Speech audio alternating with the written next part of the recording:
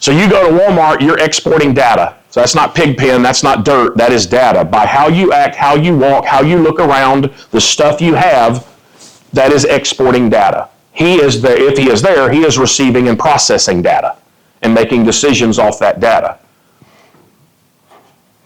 Parking lot, parking lot, parking lot. Getting in and out of the car, approaching the car, getting in and out. On the phone. Restrooms. Okay, and especially men, because you're not in a stall usually. And you're facing a wall and you don't have a lot of situational awareness. And pumping gas. Are you not isolated and consumed there? And especially if you drive a tall vehicle, you're visually impaired on one side, and the gas pump system structure, you're visually impaired on another side.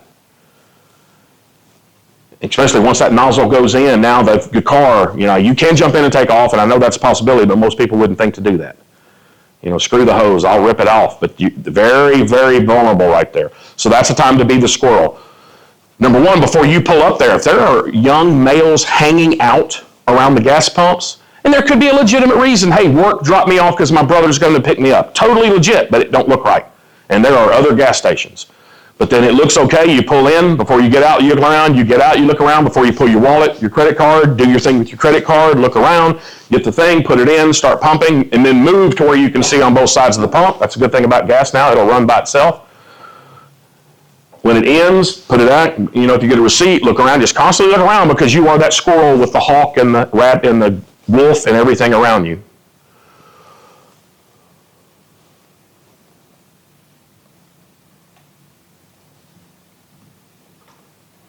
Is there a difference? No. Now, will that cat attack that animal? Don't know, but he's thinking about it. Maybe he just ate. He doesn't need to. Maybe that one walks too big and strong and there's another one back there that's limping that he's going to go for, but he's considering it. Is he going to attack that woman? Don't know. He might be considering. She might have dropped something back there and he's just walking up to hand it to her, but it's a possibility. Our interaction with these people. The attacker just came out of nowhere. No, he didn't. We don't have the Star Trek beamer that beams you down now, right? So you have to stay in condition yellow. I'm never not in condition yellow. I'm never in condition white. Oh, really? I don't know about you. I sleep 6 to 8 hours a night. I shower. Now, some of you may have a slung AR in there when you're showering, Kids, if you have kids and you have to deal with them for something, that can kind of take you out. If you have the boss calls you about a serious problem at work that you need to discuss, that can kind of take you out of it. Now, if you're a couple, man and wife, then one of you, if I have to get on the phone for something serious, you're doing the watching. If I have to deal with the kids about something, then you're watching. William April used to say you can't order a latte in Sewell. You can't be in Starbucks doing this. So we have to go about our daily life. We have to accept sometimes we cannot be as aware as we would like, but we know that. And we limit it and we take measures. That's why we go to sleep tonight. Hopefully we lock a lot of doors. Maybe we have a pooch that'll bark. Maybe we have an alarm system. What gets you up? So it's holding the gun like this. It's attached to holding the gun, right?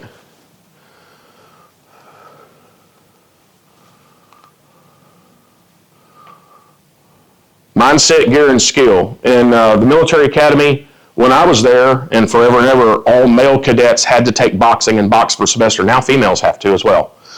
Why? If you can't punch somebody in the head with a padded headpiece and padded gloves, if you can't punch somebody in the head and you can't take a punch wearing padding, can you direct artillery fire and kill a bunch of people? So you have to be willing to do a little bit of violence.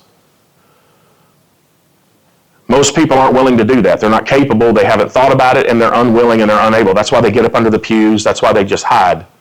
We were brought up thinking other people, police and military, do our violence for us. That's not us. We don't get to do that. How many people have used a hurricane, a tornado, earthquake, something happens, and they are totally helpless?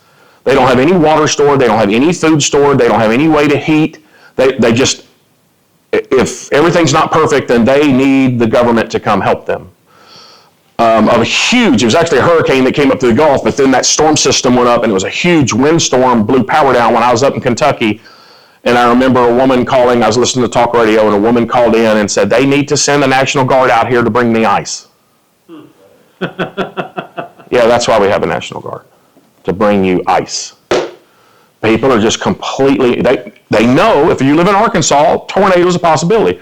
Everywhere a windstorm, thunderstorm is a possibility. If you live near the coast, a hurricane is a possibility. We know this, and most people don't prepare. I don't have any water. It just happened yesterday. You don't keep 5 or 6, how easy is that?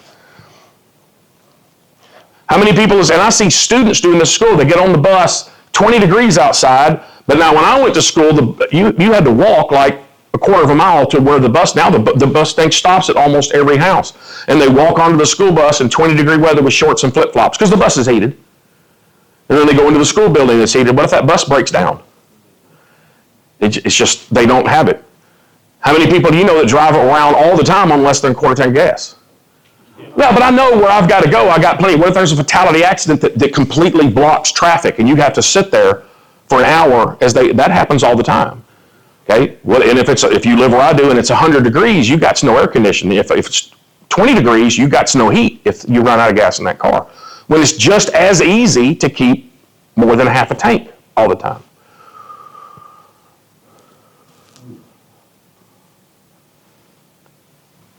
I can't remember who this is from. I didn't make it up. More people spend time and money and effort trying to figure out how their pet thinks than how other people think, especially the ones that would hurt them.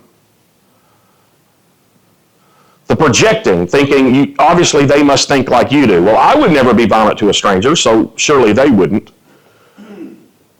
I'm averse to using physical violence against other people, especially people I don't know, so surely they're that way. No, they're not.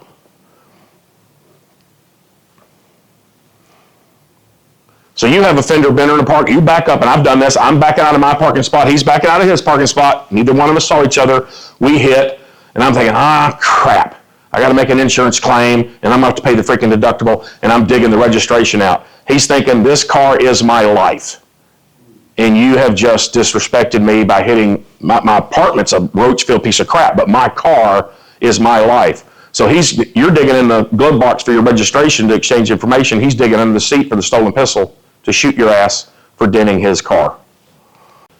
William says, my favorite quote of him is, you have to accept the world is not as it ought to be. Life is a come-as-you-are event. So if it happens to you, what skill you have, what mindset you have, the gear you have is set. There's no timeouts to go get other stuff. Understand predators and predation, why they do what they do and how they do what they do. Accept that evil exists and that you may meet it. It may come to meet you. Commit to violence as a solution, reluctantly.